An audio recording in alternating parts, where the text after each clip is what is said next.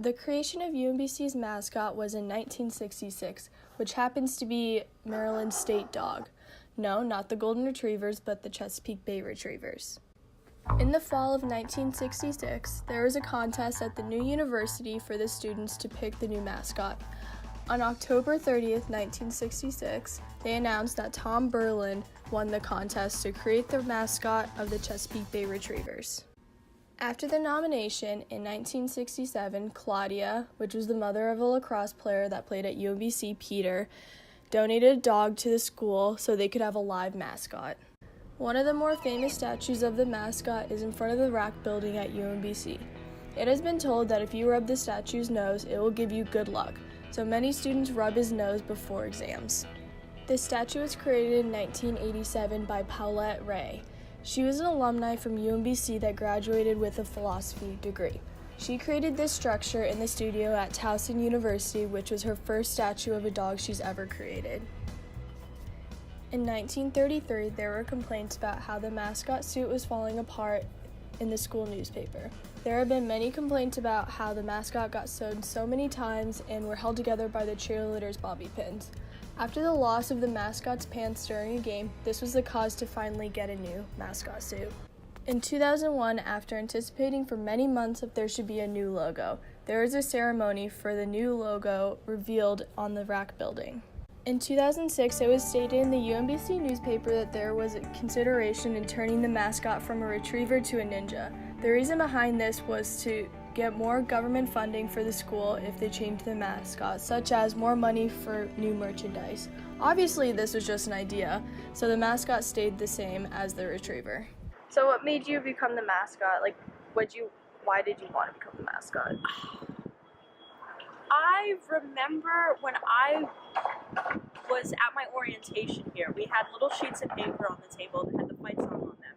And there was a picture of Trudy Grit, which we used to be the old, female mascot. Yeah. She was dressed up in a cheerleader costume. I'm like, oh, that looks so cute. I want to do that. Yeah. And I ended up, finding out that Trudy, died, that it wasn't used anymore. So I was like, well, how do I become True Grit?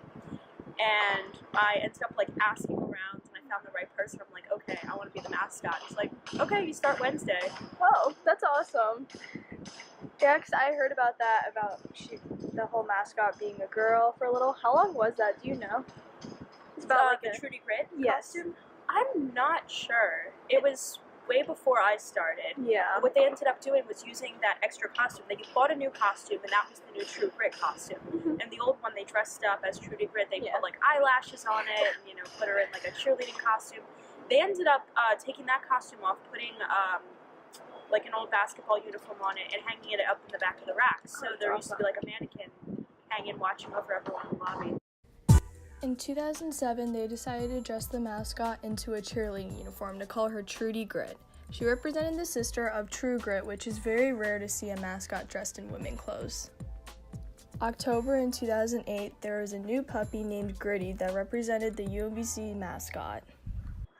I think the most special event I got to do was my own graduation. I was asked to lead the procession out of graduation. So what happened was the arts people graduated first, so I walked across the stage, and then I went out the back door, and I was in a special room with the provost and Dr. Rabowski, and I was basically back there chilling out. I got in costume, and then I went back out and led everyone out, and that's just special, that's your graduation day. Yeah. But you still get to do something really special. Has the mascot made you feel more part of the school? Yes, 100%. The spirit and the connection, I feel it's so much stronger. I was just on a bus a couple days ago going from New York to Baltimore, and that was the day of the America East Final. And, I'm sitting on that bus, watching this game because it matters, It's I'm part of this school, and I will always be a part of it. And it's I bleed black and gold. How has it been recognized on Barstool's magazine? That was an incredible article. I read that and I teared up, and every time I read it out loud to someone, it just makes me emotional. It said, could the UMBC Retriever be the most talented mascot ever? And how do you respond to something like that? That's you doing all those things. It's anonymous, but in your heart you're like, oh my gosh, I did those things, and I'm being recognized for it, and it's a huge honor. Having a mascot during events affects the way people are at the games. it affects the sort of crowd to player connection. Like, the mascot is sort of both. The mascot is a part of the crowd, but then the mascot's also in the uniform, so they're also sort of like a player because they're out on the court, but they go between, the bleachers and the court. So it's sort of like the representation of both. You're the number one fan, but you're also considered a member of the team. Over the years, True Grit has participated in many of the events at school, such as the sports events, orientation, when the chess club won their championship, and many other school events, and will always be a part of each victory UMBC has offered to everyone.